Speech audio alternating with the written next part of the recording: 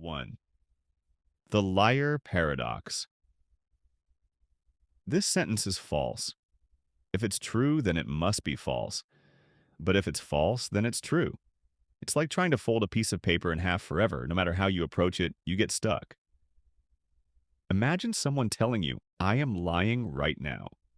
If they're telling the truth, then they're lying. If they're lying, then they're actually telling the truth. You end up in a loop with no way out. This paradox shows what happens when language talks about itself. It's not just a word game.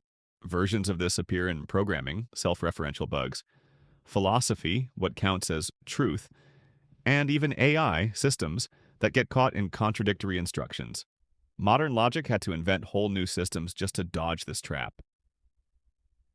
2. Epimenides' paradox. Epimenides, a philosopher from Crete, once said, all Cretans are liars. If he's telling the truth, then he's lying, since he's a Cretan himself. If he's lying, then maybe not all Cretans are liars, which means he could be telling the truth. It's basically the liar paradox, but applied to an entire group. It's like if someone from New York says, nobody from New York ever tells the truth. If you believe them, you've proved them wrong.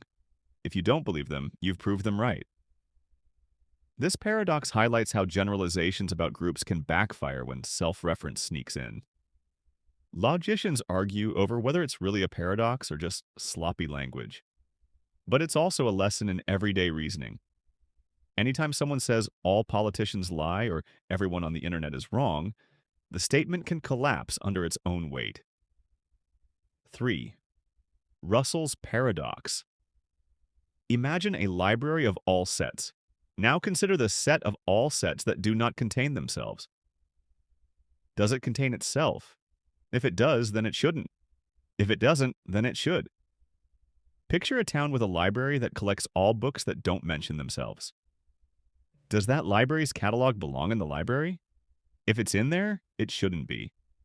If it's not, it should be. That's the contradiction. This paradox was a nuclear bomb in early 20th century mathematics.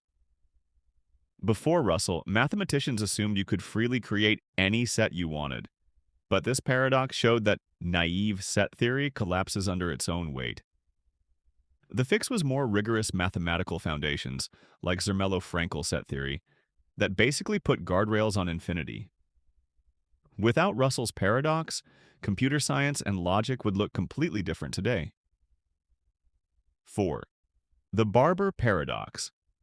In a town, the barber shaves all the men who don't shave themselves. Question: who shaves the barber? If he shaves himself, then he shouldn't, because he only shaves those who don't. If he doesn't shave himself, then he should, because he shaves everyone who doesn't. He can't exist. Imagine a universal cleaner robot that only cleans things that don't clean themselves. Should it clean itself? The rules contradict. This is basically Russell's paradox disguised as a small-town problem. It teaches us that certain rules of definition are impossible if they're self-referential. It also shows up in philosophy of law, like who enforces the enforcers, and in politics with the question of who watches the watchers. It's a reminder that some systems break when you don't think about who applies the rules to themselves. 5.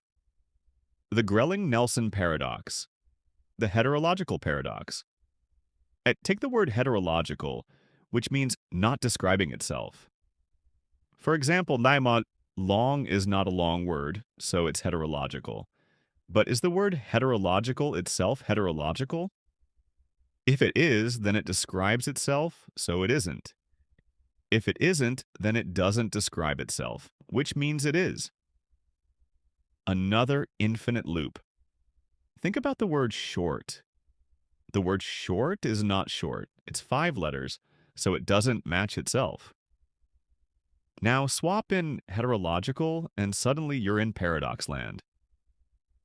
Unlike Russell's or the liar, this paradox is about how natural language plays tricks on itself.